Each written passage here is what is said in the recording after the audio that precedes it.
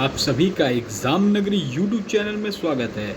जैसा कि आज मैं आपके लिए हिंदी टीजीटी पीजीटी जो यूपी की टीजीटी पीजीटी का एग्ज़ाम हो रहा है उसके मैं आपके लिए कई क्लासें मेरी यूट्यूब पे पड़ी हुई हैं। जैसे मैं आज पहला क्लास चालू कर रहा हूं जिसमें आपको हिंदी साहित्य के इतिहास के बारे में बताऊंगा और हिंदी साहित्य के काल विभाजन इस टॉपिक से यूपी टीजीटी पीजीटी में बहुत से क्वेश्चन बनते हैं जो आपके लिए बहुत ही उपयोगी साबित होंगे।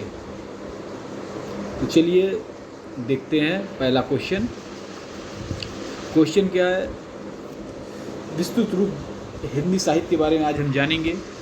तो अगर आप चैनल पर नए हैं तो चैनल को सबसे पहले सब्सक्राइब कर लें जिससे आपको और क्लासें कंटिन्यू मिलती रहें, क्वेश्चन पेपर मॉडल पेपर मिलते रहें। और चैनल को लाइक कर लें और चैनल को शेयर कर दें जिससे संख्या काफ़ी हो तो फिर और वीडियो आपके लिए लाया जा सके। इसी तरह चलिए आगे चलते हैं। देखिए, सबसे पहले हम लोग हिंदी साहित्य के बारे में जानेंगे। जब प्रत्येक देश का साहित्य वहाँ की जनता की कृतियों और संचित प्रतिबिंब होता है तब यह निश्चित होता है कि जनता की चिरवृत्ति परिवर्तन के साथ साथ साहित्य के रूप में परिवर्तन होता है। आदि से अंत तक जनता की चित्तवृत्ति को रखते हुए साहित्य परंपरा का सामंजस्य दिखाना साहित्य का इतिहास कहलाता है। जो हमारी चित्तवृत्तियाँ हैं उनको दिखाना ही सामंजस्य का साहित्य कहलाता है। आचार्य रामचंद्र शुक्ल, आप एक के लिए मैं आपको बता देता हूँ कि हिंदी साहित्य इतिहास में कभी भी कोई भी कथन आए, कथन आपको श्योर नहीं है तो आचार्य रामचंद्र शुक्ल पर आप टिक कर दीजिए, आपका 95% मैं कहता हूँ कि वो कथन आपका सही हो जाएगा। 5% की बात नहीं करता हूँ, 95% सही हो सकता है अगर आपको नहीं आता है कुछ। ये मेरी ट्रिक है, इसको ट्रिक मानिए या कुछ और कुछ कहिए। जब ना आता हो तो आप ये ज़रूर करके देखिएगा जब आपका एग्ज़ाम हो। चलिए विस्तृत पढ़ाई करते हैं। अब हम लोग शुरू करते हैं पहली क्लास अपनी। चलिए पहली क्लास स्टार्ट करते हैं। क्लास 1। आचार्य रामचंद्र शुक्ल के इस उदाहरण साहित्य इतिहास का अर्थ स्पष्ट होता है। सत्य और साहित्य का लेखन पर परंपरा। तो देखिए, सत्य साहित्य इतिहास की जो लेखन परंपरा है तो हिंदी साहित्य इतिहास की परंपरा का बहुत ही प्राचीन नहीं सर्वप्रथम सुव्यवस्थित जो हिंदी साहित्य का प्रथम इतिहास रामचंद्र शुक्ल ने लिखा है। ये जो हेडिंग बाय हेडिंग में जो आपको बताऊंगा उस पर डीपली मैं थोड़ा और आप मतलब बताऊंगा और थोड़ा सा फोर्स करके बताऊंगा। आप उसको समझिए कि उसको आपको धारण कर लेना है और याद कर लेना है। साहित्य इतिहास ग्रंथ निम्नलिखित है, जैसे इत्वार द ला लितेरयू एंदु हिंदुस्तानी। ये इत्वार द ला लितेर एंदु हिंदुस्तानी जो हमारा है ग्रंथ, इसको फ्रेंच भाषा में लिखा गया है। और किसने लिखा है? गार्गा द ताशी। तो पहला हमारा जो हिंदी साहित्य का ग्रंथ है वो कौन है? इत्वार द लितेर हिंदुस्तानी, जो किसमें लिखा गया है? फ्रेंच भाषा में। किसने लिखा है? गार्गा द ताशी। वेरी इंपॉर्टेंट, गार्गा ताशी पहला ग्रंथ।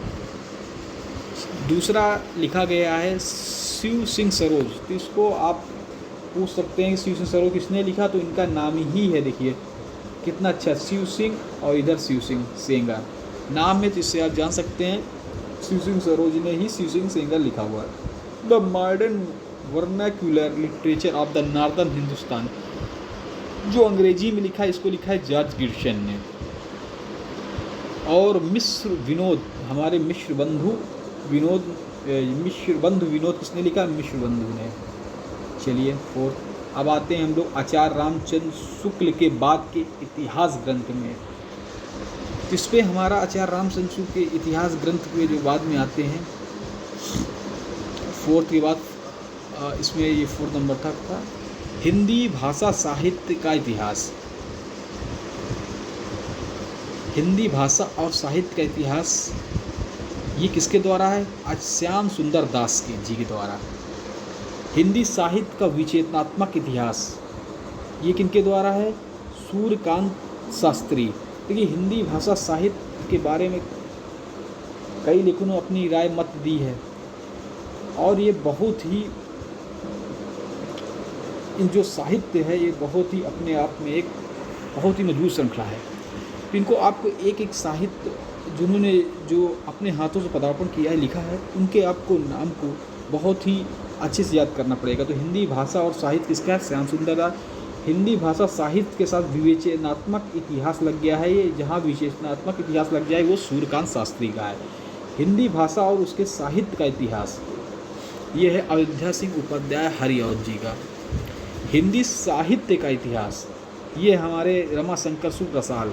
तो कभी कभी पूछता है रसाल किसे कहते हैं, रसाल किसे कहते हैं, क्वेश्चन आता है। जैसे पिछली बार एक क्वेश्चन आया था कि ऐसे कुछ मुझे फिलहाल अभी याद नहीं है, उसमें ऐसे टाइटल दिया था रसाल किसे कहते हैं। रसाल हमारे कहते हैं रामचंद्र शुक्ल नहीं, रमाशंकर शुक्ल को रसाल कहते हैं।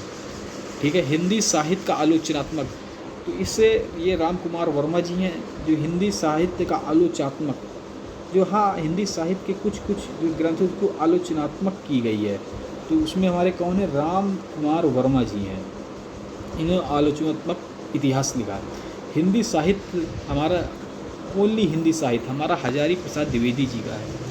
आधुनिक हिंदी साहित्य लक्ष्मी सागर वैष्णो जी का। हिंदी साहित्य का वैज्ञानिक इतिहास गणपत चंद्र गुप्त। तो ये जो मैं इतने पढ़ा दे रहा हूँ आपको, इनमें से 100% 1 से 2 आंसर आने हैं, आप लिख के रख लीजिए। जिनको आप चाहें अपने कॉपी पे नोट कर लीजिए या इस वीडियो को 2-3 बार देख लीजिए। तो मैं कहता हूँ कॉपी पेन उठाइए और नोट कर लीजिए और डेली का डेली को फेरना स्टार्ट करिए। हिंदी साहित्य का वैज्ञानिक इतिहास गणपत चंद्र गुप्त। हिंदी साहित्य का अध्यात्म इतिहास डॉक्टर नागेंद्र जी का। हिंदी साहित्य का नवीन इतिहास भजन सिंह का। तो 2 ही कथन आते हैं, एक तो कभी कभी मैंने कहा था रामचंद्र शुक्ल का, दूसरा डॉक्टर नागेंद्र का, जिसमें मैंने 50-50 है। अगर उसमें रामचंद्र शुक्ल ना हो तो डॉक्टर नागेंद्र में टिक कर दीजिएगा। ये भी आपका 90% श्योर बता रहा हूँ, 5% नहीं बता। वर्तमान में हिंदी साहित्य का समग्र रूप से अथवा विभिन्न विधाओं के इतिहास के रूप में साहित्य इतिहास लेखन परंपरा जारी। हिंदी साहित्य का पहला इतिहास ग्रंथ जो फ्रेंच भाषा में गार्गा तासी, मैंने आपको बताया था गार्गा तासी ने, जो हमारा हिंदी का पहला ग्रंथ है कौन सा है? फ्रेंच भाषा में गार्गा तासी ने लिखा है। इस्तवार दल्ला नित्य रायु इंदु हिंदुस्तानी, ये फ्रेंच भाषा का इसका नाम भी ऐसा ही है। ठीक है, यहाँ तक हो गया। आपको इसमें कई पॉइंट मिले कि हिंदी साहित्य किसने लिखा, वैज्ञानिक किसने लिखा, आलोचनात्मक हिंदी साहित्य किसने लिखा। ठीक है, वर्मा जी ने लिखा। ठीक है, शिवसेगर ये हमारे साहित्य उस्ताद ग्रंथ हैं। ये 4 ग्रंथ हैं जिसमें मैंने बताया था इतवार फ्रेंच भाषा, शिव सरो शिव सेंगल, द मॉडर्न लिखन ये हमारा जॉर्ज ग्रिशन है, और मिस बंधु विनोद ये हमारा चौथा है। ठीक है, अब काल विभाजन देख लेते हैं। काल विभाजन में देखते हैं, पहले आते हैं काल विभाजन की आवश्यकता। तो काल विभाजन की आवश्यकता से स्पष्ट करते हुए आचार्य रामचंद्र शुक्ल ने कहा है कि शिक्षित, तो यहाँ से एक पॉइंट आ सकता है कथन। ये कथन यहाँ से इतना कोई भी एक कथन दे दिया है, पूछेगा ये कथन किसके द्वारा लिखा हुआ है, तो ये हमारे आचार्य रामचंद्र शुक्ल के द्वारा लिखा गया हुआ। तो चलते देखते हैं, इसको पढ़ते हैं। शिक्षित व्यक्ति, शिक्षित जनता जिन जिन प्रवृत्ति के अनुसार हमारे साहित्य रूप में जो भी परिवर्तन होते आए हैं, जिन जिन प्रभावों प्रेरणा से काव्य धारा भिन्न भिन्न शाखाएँ फूटती रही हैं, उन सबके सम्यक निरूपण तथा उनकी दृष्टि से किए गए सुसंगत काल विभाजन के बिना साहित्य इतिहास का सच्चा अध्ययन कठिन दिखाई नहीं पड़ता। ये किसके द्वारा कहा गया है कथन? आचार्य रामचंद्र जी शुक्ल के द्वारा। कभी भी ऐसे कुछ इतिहास का सच्चा अध्ययन कठिन दिखाई पड़ता है, किसका है? आचार्य रामचंद्र शुक्ल ने कहा है। काल विभाजन पे देखते हैं। हिंदी साहित्य काल विभाजन के आधार पर हिंदी साहित्य के लेखन में विद्वानों ने काल विभाजन किया। तो हिंदी साहित्य के जो लेखन के हिसाब से इसको कालों में बांटा गया है। पहला काल है हमारा ऐतिहासिक काल चक्र, दूसरा है शासक तथा उसका शासन काल, मतलब जिसमें शासक थे उनके शासन काल का जो मध्यवधि थी। जननायक तथा साहित्य युग निर्माता का है। सामाजिक संस्कृत तथा राष्ट्रीय आंदोलन भी है, साहित्यिक प्रवृत्ति है। चलिए अब काल विभाजन इधर देखते हैं। इतिहासकारों द्वारा हिंदी साहित्य का काल विभाजन की इस प्रकार किया है। जो ग्रीशियन काल है, ग्रीशियन जॉर्ज ग्रीशियन जिनको वो बताता है हिंदी का प्रथम इतिहास ग्रंथ गार्गा, वो ग्रीशियन जो इंग्लिश पे लिखा था, जॉर्ज ग्रीशियन इंग्लिश वाला है, गार्गा तासी फ्रेंच भाषा में लिखा था। ठीक है, ये तो चरण काल जो ग्रीशियन काल का विभाजन किया गया है, तो पहला उन्होंने चरण काल का किया है 700 से 1300 से। तो पूछ लेता है ग्रीशियन के अनुसार काल विभाजन का चरण काल है वो कब से कब तक का है। ग्रीष्म नाम देगा, अगर रामचंद्र शुक्ल जी पूछेगा तो उनके नाम से पूछेगा, क्योंकि सबका थोड़ा सा अलग अलग है। तो चारण काल हमारा 700 से 13 ईस्वी ग्रीष्म का है। 15वीं शताब्दी का धार्मिक पुनर्जागरण दूसरा इन्होंने। तीसरा जायसी की प्रेम कविता है। चौथा हमारा ब्रज का कृष्ण संप्रदाय 1500 से 1600 ईस्वी है। मुगल दरबार है। तुलसीदास है। रीत काव्य है 1500 से 1662 ईस्वी। तुलसीदास के अन्य परवर्ती कवि है 1600-1700 ईस्वी। 18वीं शताब्दी है। 9वां नंबर। 10वां है हमारी कंपनी के शासन हिंदुस्तान वे ब्रिटिश शासक। महारानी विक्टोरिया के शासन हिंदुस्तान और विविध, ये ग्रीशन द्वारा इंग्लिश में इन्होंने जो अपना करा था जॉर्ज ग्रीशन ने, the modern vernacular literature of northern, तो इन्होंने इंग्लिश में इसके लिखा था। पूछता कि फ्रेंच में किसने लिखा, इंग्लिश में किसने लिखा। चलिए यहाँ तक हो गया। अब आते हैं मिश्र बंधु का विभाजन काल देखते हैं। मोस्ट इम्पॉर्टेंट मिश्र बंधु आचार्य रामचंद्र शुक्ल का है, ये ज़्यादा ही मोस्ट इम्पॉर्टेंट है। तो मिश्र बंधु ने आदि प्रकरण, माध्यमिक काल, अंगत काल, परिवर्तन काल और वर्तमान काल, इन कालों में अलकृत काल, इन कालों में बांटा है। 3 काल देखते हैं। पूर्व आरंभिक काल 1700 से 1743 और उत्तर मध्य काल 1344 से 43 के बाद 1344 से 1444। पूर्व माध्यमिक काल 1545 से 1650। पौड़ माध्यमिक काल 1561 से 1680। इसको मैं याद करने की एक वीडियो बताऊंगा, इससे आपको तुरंत याद हो जाएगा। पूर्व अलंकृत काल 1681 से 1790। उत्तर काल 1791 से 1789। परिवर्तन काल देखते हैं। इसके बाद मैं मॉक टेस्ट सीरीज कराऊंगा। इसमें मैं बहुत से आदिकाल, रीतकाल, इनके क्वेश्चन लेके आऊँगा ऑब्जेक्टिव वाले। और हमारा टेलीग्राम आप ज्वाइन कर ले, वहाँ पे क्विज होती है, क्विज के माध्यम से, और यहाँ पे मैं लाइव आपको क्वेश्चन आंसर कराऊंगा। तो चलिए आचार्य रामचंद्र शुक्ल का विभाजन देख लेते हैं। ये वेरी मोस्ट इम्पॉर्टेंट है, अधिकतर इसी से क्वेश्चन आते हैं, ये वेरी मोस्ट इम्पॉर्टेंट। इसको याद कर लीजिए और इसको, तो आपका काम बन जाएगा। वीर गाथा काल 1050 से 1375। भक्ति काल 1375 से 1700। जो रीत काल है यही ज़्यादा पूछता है, और रीत काल सबका सेम रहता है 1700-1900। गद्य काल इन्होंने कहा है, एक काल को उन्होंने चेंज कर दिया, इन्होंने गद्य काल कह दिया है फोर्थ को, वो 1900 से 1984 तक। देखिए डॉक्टर राम कुमार वर्मा जी ने संधि काल 1750 में, चरण काल 1000 से 1375, और देखिए और इनका भी रीत काल 1700 से 1900। तो रीत काल सभी का सेम होता है। भक्ति काल इनका 1375 से 1000 से, रीत काल 1700, रीति काल ही अधिकतर पूछता है। आधुनिक काल 1900 से आगे। हजारी प्रसाद जी का देख लेते हैं, इन्होंने काल विभाजन कैसे किया है। इनका भी देखिए रीत काल में दिखा दूँगा, सबका सेम है। अधिकतर एग्जामिनर यही देता है कि ये याद कर लिया तो इससे आपका काम बन जाता है, यही सब में सेम रहता है। हजारी प्रसाद द्विवेदी का काल विभाजन, आदिकाल 1000-1350, भक्ति काल 1350 से 700, रीत काल 1700-19, यही एक सेम सभी में मिलता है। आधुनिक काल 1900 से आगे। आदर्श और सर्वप्रचलित काल विभाजन है हमारा। आदिकाल 1350, 1000-1350, पूर्व मध्य भक्ति काल 1350। मैंने जो कहा कि दो आचार्य रामचंद्र शुक्ल, हजारी प्रसाद, उनका 2-3 का याद कर लेंगे, आपका काम हो जाएगा। इनसे कोई मतलब नहीं है, अधिकतर वही ज़्यादा मोस्ट इम्पॉर्टेंट है। पूर्व मध्यकाल भक्ति काल 1300, उत्तर मध्यकाल रीत काल जो है 1600-1850। देखिए इसमें भी अलग दिया है। आधुनिक काल में 1850, भारतीय युग 1850, 1900 द्विवेदी युग, 1900 से 1918 छायावाद, 1918 1938 प्रगत प्रयोग युग, 1938 से 53, और नई कविता, ये बहुत इंपॉर्टेंट, नई कविता 1953 से आगे।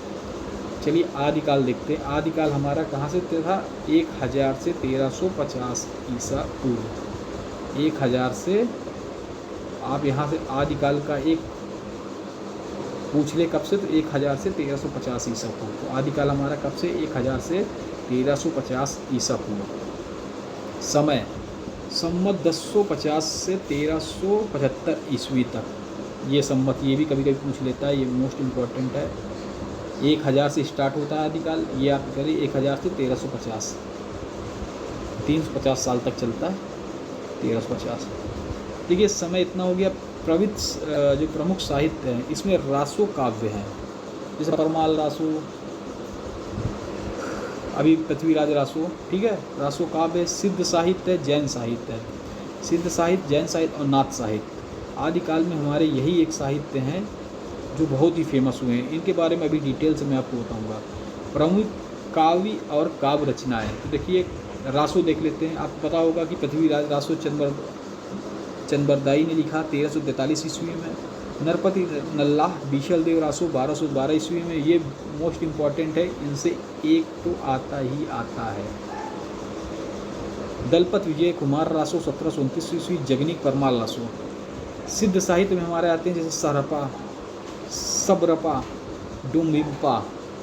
तो सरपा का लिखा हुआ दोहा कोश हमें प्राप्त हुआ है, सबरपा का हमें 4 पद प्राप्त हुआ है और डुम्बिम्पा का हमारे योग 4 में प्राप्त हुआ। जैन साहित्य में सलभद्र सूर्य, ये बहुत, और विजयसन सूर्य, ये इनमें शायद एक पिछली बार आया था, तो ये भी बहुत ही मोस्ट इम्पॉर्टेंट। देवसेन का है, श्लोकाचार, शालिभद्र सूरी का है, भरतेश्वर बाहुबली रास।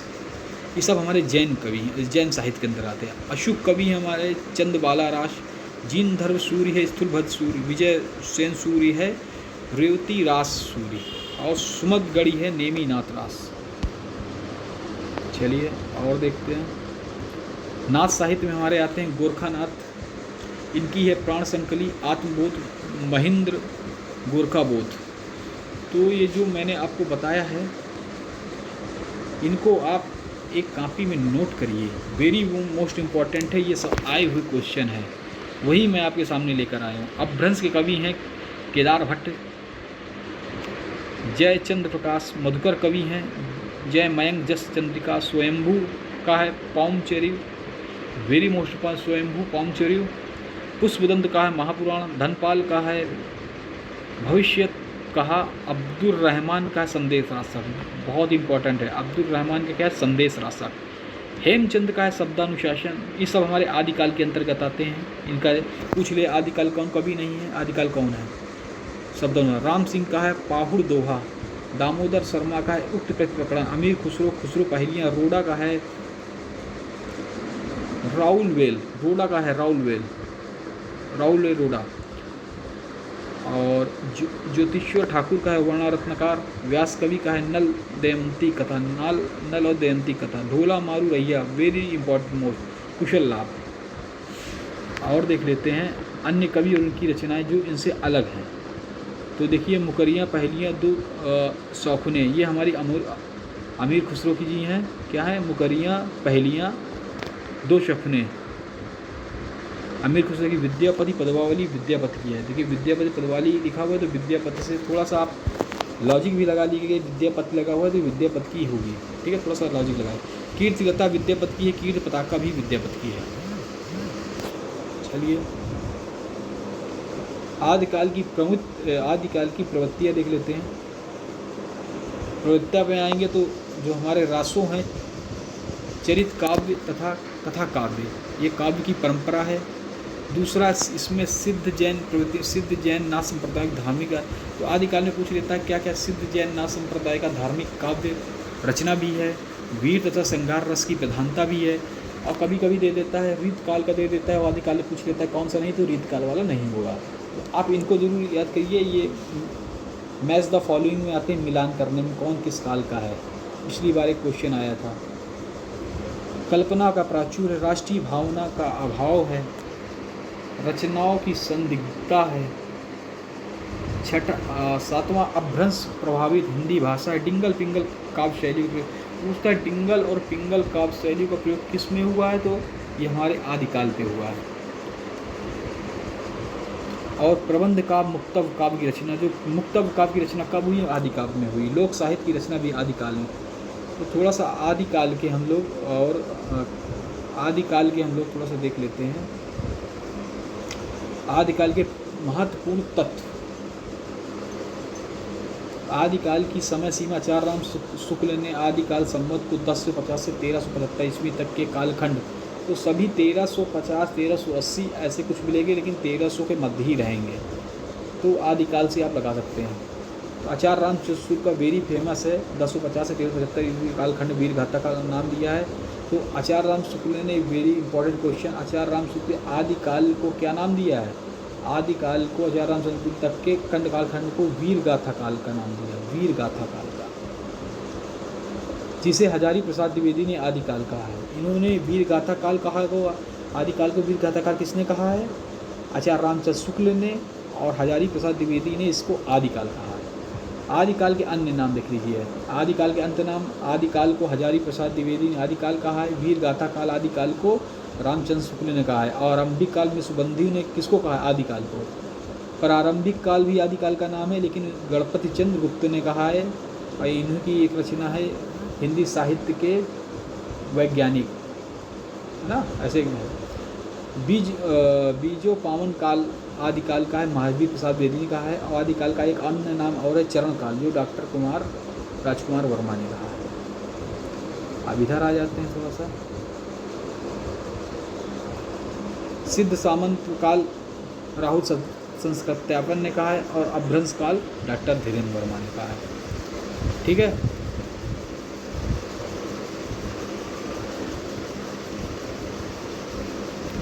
और आते हैं थोड़ा सा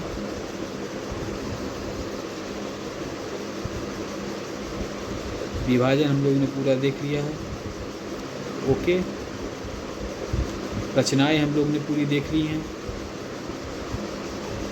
प्रवृत्तियाँ, इस काल में राष्ट्रीय भावनाओं का अभाव था, रचनाओं की संदिग्धता थी, डिंगल पिंगल शैलियों का प्रयोग हुआ था। ये आया था वेरी इंपॉर्टेंट, डिंगल सिंगल प्रयोग कब हुआ था? आदिकाल पर हुआ था। ठीक है, चलिए। सिद्ध सामंत काल आदिकाल को किसने कहा है? राहुल संस्कृत्यायन, ये भी आया था शायद, तो क्वेश्चन आ चुका है, वेरी इंपॉर्टेंट। अभ्रंश काल डॉक्टर धीरेन्द्र वर्मा ने कहा है। आदिकाल का पहला कवि, ये देखते हैं, ये सब अपने आप में मोस्ट इम्पॉर्टेंट है। राहुल संस्कृत्यायन अथवा घुमक्कड़ जिज्ञासा, इनकी सब जो भी इनके जो हैं घूमने से संबंधित इनकी ज़्यादा रचनाएं प्रचलित हैं। राहुल संस्कृत्यायन 7वीं शताब्दी के कवि सराफा को हिंदी का पहला कवि माना है। इसमें भी देखिए भेद है, किस कवि ने किस कवि को हिंदी का पहला कवि माना है। तो राहुल संस्कृत्यायन के हिसाब से शहरपा जो है हिंदी साहित्य 7वीं शताब्दी के पहले कवि हैं। डॉक्टर गणपति चंद्र गुप्त ने शालिभद्र सूरी, जो जैन काव्य से संबंधित, जैन संप्रदाय संबंधित है, को हिंदी का पहला कवि माना है। उनकी रचना भरतेश्वर बाहुबली रास, जो 1184 ईस्वी को हिंदी की पहली रचना माना है। इनकी पहली रचना भरतेश्वर बाहुबली रास की, कौन सी रचना को? भरतेश्वर बाहुबली राज की रचना को, भरतेश्वर बाहुबली रास शालिभद्र सूरी को हिंदी का पहला कवि माना। उनकी रचना जो क्या है? भरतेश्वर बाहुबली को हिंदी की पहली रचना माना है। कब इन्होंने की थी? 1184 को। ठीक है। राहुल संस्कृत्यायन के अनुसार शहरपा गणपति चंद्र गुप्त के अनुसार शैलभद्र सूरी, और डॉक्टर नागेंद्र ने जैन कवि देवाशयन के द्वारा रचित श्रवाकाचार को हिंदी प्रथम रचना स्वीकार, क्योंकि शहरपा की कोई रचना उपलब्ध नहीं होती, कुछ पुस्तकें छंद मात्र ही मिलते हैं शहरपा की, इसलिए इन्होंने अपनी मोहर देवसेन द्वारा रचित श्रवाकाचार को हिंदी की प्रथम रचना माना है।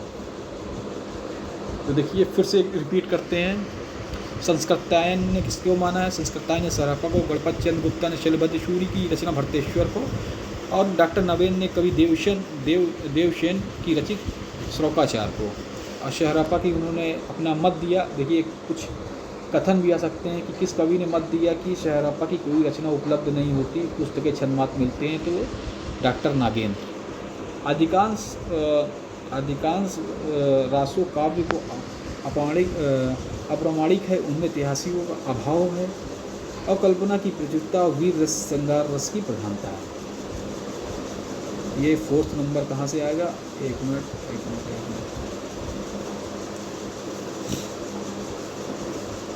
चलिए ये दूसरा था, अब यहाँ से ये तीसरा स्टार्ट हुआ था।